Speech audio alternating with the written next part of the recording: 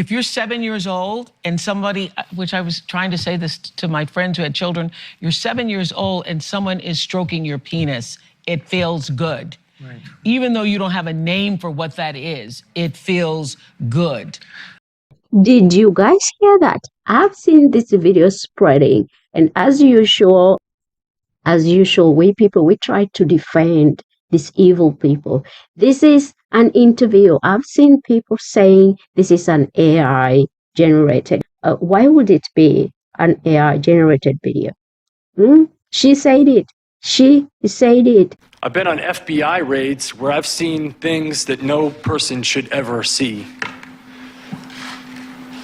I've seen video content of a child that's the same age as mine being raped by an American man that was a sex tourist in Cambodia. And this child was so conditioned by her environment that she thought she was engaging in play. I've been on the other end of a phone call from my team asking for my help because we had received a call from the Department of Homeland Security telling us that a 7-year-old girl was being sexually abused, and that content was being spread around the dark web. And she had been being abused, and they'd watched her for 3 years, and they could not find the perpetrator, asking us for help. Happy Thursday to all my returning subscribers and to my new subscribers. I appreciate you guys so much. Thank you. You mean the world to me. I mean it from deep down my heart. If you are new here, I do reaction to random videos. And by random, I mean politics, creepy, scary, funny, anything that I find interesting to share with my subscribers. So we all know that there's a controversy about the movie that came out, The Sound of Freedom, that exposed what is going on, that so many people, the elites, the Hollywood, their mouthpieces who protects them, the legacy media, people usually say it's a conspiracy theory. No, it's no longer conspiracy. How many conspiracy theories came true this year? So as an African, I grew up looking up to the Black Americans, the famous Black Americans, the rich Black Americans, the people who made it. You know, we looked up to these people and we were like, yes, we want to be like them. We want to be like, but we no longer do. We no longer do. Thank goodness for the internet. The internet, whoever came up, whoever created the internet, thank you, thank you, thank you so much. Whoever came up with the smartphones, thank you so much. You helped us to educate ourselves by doing our own researches, or just coming up with conclusions after watching random videos from whatever, left, right, east, north. And we just come to our own conclusion that, you know what, I watched this, and I think I'll be in the middle. Okay.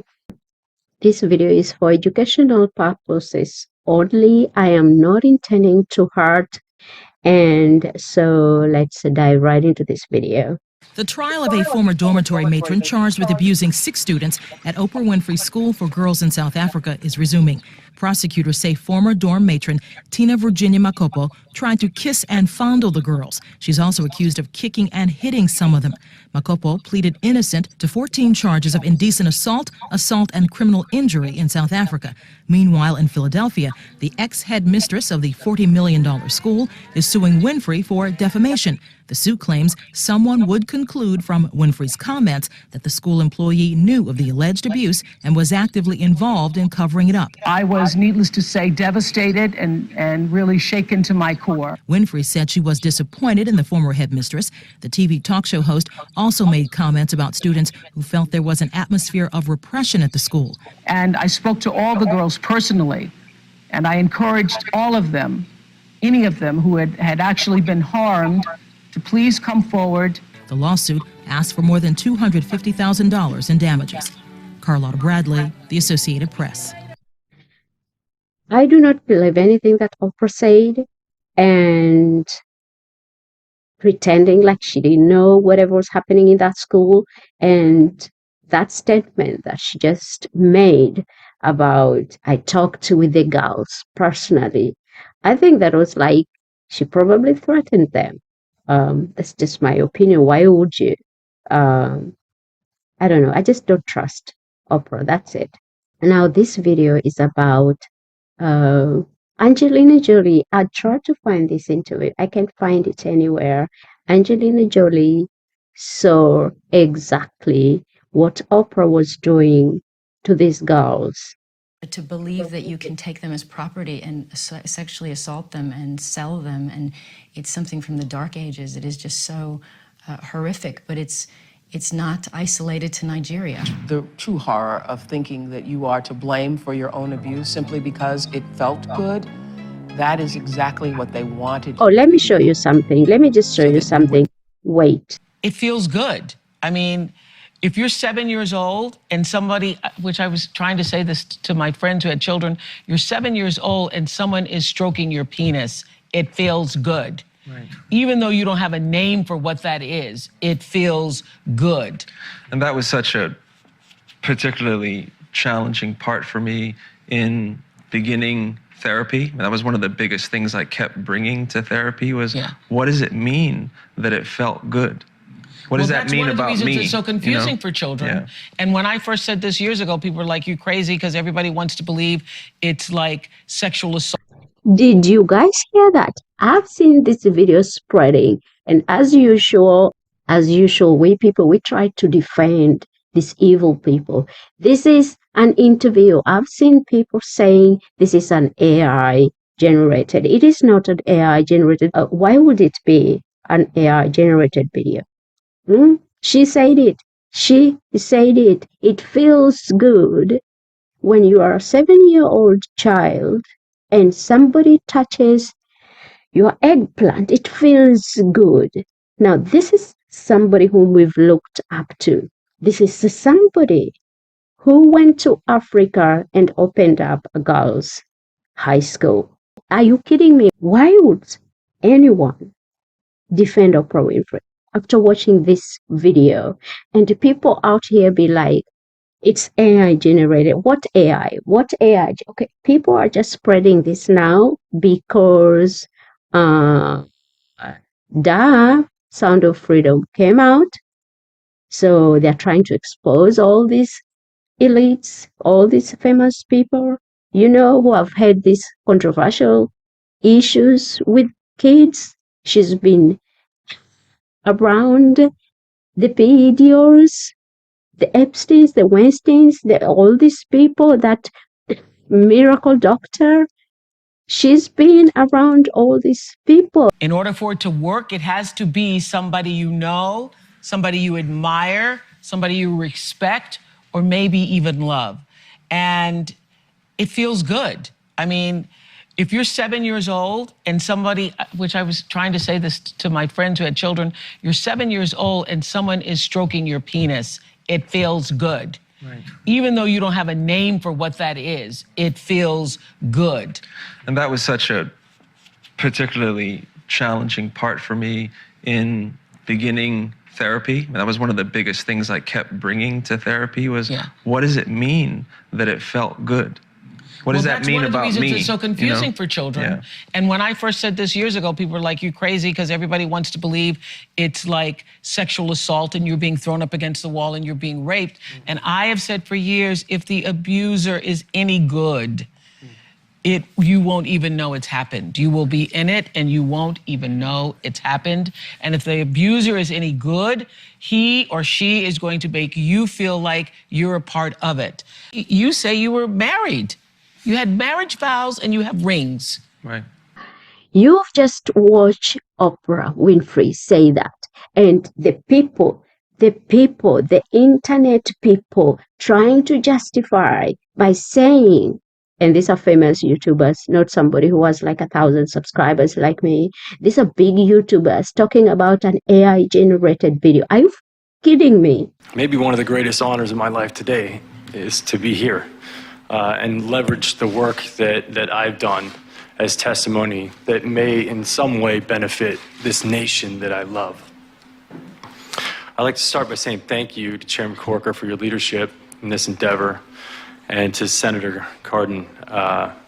Your leadership has been extraordinary, and I'd like to also say thank you to the rest of the committee that has supported this effort. This is a bipartisan effort, and in a country that is riddled with bipartisan separation on so many things, slavery seems to come up as one of these issues that we can all agree upon. And I applaud you for your agreement, and I believe in you and your leadership and your ability to take us out of it. I'm here today to defend the right to pursue happiness. It's a simple notion, the right to pursue happiness. It's bestowed upon all of us by our Constitution. Every citizen of this country has the right to pursue it.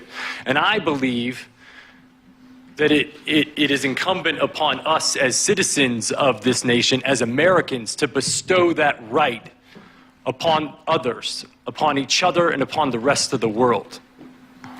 But the right to pursue happiness for so many is stripped away. It's raped.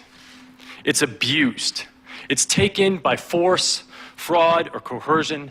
It is sold for the momentary happiness of another. And this is about the time when I start talking about politics that the internet trolls tell me to stick to my day job. So I'd like to talk about my day job. My day job is as the chairman and the co-founder of Thorn. We build software to fight human trafficking and the sexual exploitation of children. And that's our core mission. My other day job is that of the father of two, a 2-month-old and a 2-year-old. And as part of that job that I take very seriously, I believe that it is my effort to defend their right to pursue happiness and to ensure a society and government that defends it as well. As part of my anti-trafficking work, I've met victims in Russia. I've met victims in India. I've met victims that have been trafficked from Mexico, victims in New York and New Jersey and all across our country. I've been on FBI raids where I've seen things that no person should ever see. I've seen video content of a child that's the same age as mine being raped by an American man that was a sex tourist in Cambodia. And this child was so conditioned by her environment that she thought she was engaging in play. I've been on the other end of a phone call from my team asking for my help because we had received a call from the Department of Homeland Security telling us that a 7-year-old girl was being sexually abused, and that content was being spread around the dark web. And she had been being abused, and they'd watched her for 3 years, and they could not find the perpetrator, asking us for help.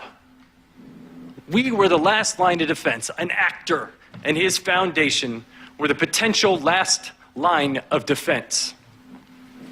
That's my day job, and I'm sticking to it. I'd like to tell you a story about a 15-year-old girl in Oakland. We'll call her Amy. Amy met a man online, started talking to him. A short while later, they met in person. Within hours, Amy was abused, raped, and forced into trafficking. She was sold for sex. And this isn't an isolated incident. There's not much that's unusual about it. The only unusual thing is that Amy was found and returned to her family within 3 days using the software that we created, a tool called Spotlight. And in an effort to protect its capacity over time, I won't give much detail about what it does, but it's a tool that can be used by law enforcement to prioritize their caseload. It's a neural net. It gets smarter over time. It gets better, and it gets more efficient as people use it. And it's working. In 6 months, with 25% of our users reporting, We've identified over 6,000 trafficking victims, 2,000 of which are minors. This tool is in the hands of 4,000 law enforcement officials and 900 agencies. And we're reducing the investigation time by 60%. This tool is effective, it's efficient, it's nimble, it's better, it's smarter. Now, there's often a misconception about technology that in some way it is the generator of some evil, that it's creating job displacement, and that it enables violence and malice acts. But as an entrepreneur and as a venture capitalist in the technology field, I see technology as simply a tool without will. The will is the user of that technology, and I think it's an important distinction. An airplane is a tool. It's a piece of technology. And under the right hands, it's used for mass global transit, and under the wrong hands, it can be flown into buildings. Technology can be used to enable slavery, but it can also be used to disable slavery, and that's what we're doing. I alluded to a phone call that we got from the Department of Homeland Security about this girl that was being trafficked on the dark web. Now, it's interesting to note that the dark web was created in the mid-90s. It was a tool that was created by the Naval Research Lab called Tor, a tool with absolute purpose and positive intention for sharing intelligence communications anonymously. It's also been used to help people who are being disenfranchised by their government within political dissent in oppressive regimes. But on the other side, it's used for trafficking. For drug trafficking, for weapons trafficking, and for human trafficking. And it's also the warehouse for some of the most offensive child abuse images in the world. Now, when the Department of Homeland Security called us and asked for our help, and asked if we had a tool, I had to say no. And it devastated me. It haunted me. Because for the next 3 months, I had to go to sleep every night and think about that little girl that was still being abused. And the fact that if I built the right thing, we could save her. So that's what we did. And now, if I got that phone call from Greg, wherever you're at, the answer would be yes. We've taken these investigation times of dark web material from 3 years down to what we believe can be 3 weeks.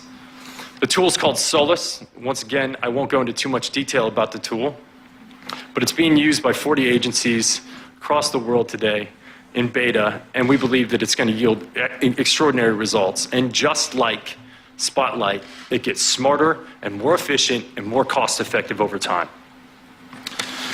So where do we go from here? What do we need? Obviously, we need money. We need financing in order to build these tools. Technology is expensive to build, but the beauty of technology is once you build the warehouse, it gets more efficient and more cost-effective over time. I might be able to present to you a government initiative where next year I come back and ask for less. And to me, that's like, it seems extraordinary. The technology we're building is efficient, it works, it's nimble, because traffickers change their modus operandi, and we can change ours as well, just as efficiently, if not more efficiently, as they can. Anyway, the link of the videos that I've just shared with you guys will be in the descriptions below. Do please, I urge you to not just believe in my videos, do your own research, but please do share. If you do share and like, give a lot of likes. I know I usually get like 2 to 3 views, at maximum probably 10 in a month. But if you do share this video, this needs to be shared, okay? If you love our kids, I don't care if I got you a little bit hard because I talked about this famous opera.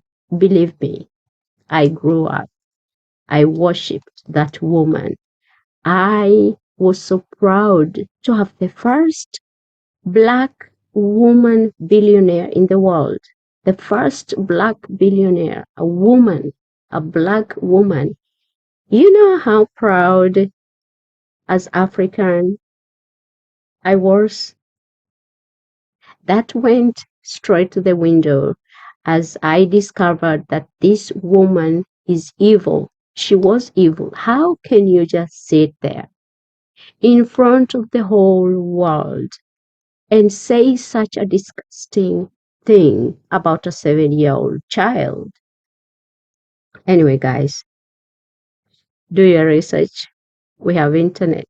You have all the tools you need to educate yourself and stop worshiping the media, especially the leftist media. Please, please, please don't. They are the same people who are pushing all these agendas onto our kids. If you watch Sound of Freedom and if you watch Tim Ballard's all his interviews, you will know that his movie and all these other things points to the left, and he's not afraid to say it. And he sat down with President Trump and they did not like that too. And that's probably why they're coming against the movie. How dare you sit with President Trump? Like, people, you don't get it. You sit with that man, they will have price on your head. You're not supposed to be talking to that man. Never. Or else you'll ruin your reputation, your well-being, your mental well-being, if you befriend that man. But courageous people, strong-minded people will not budge. They do not care, and they will stand by the truth. And that is trusting in God and believing in God and yourself. Save our children, protect our children from these monsters. But anyway, guys, do not forget to like, comment. So see you in my next upload. Bye.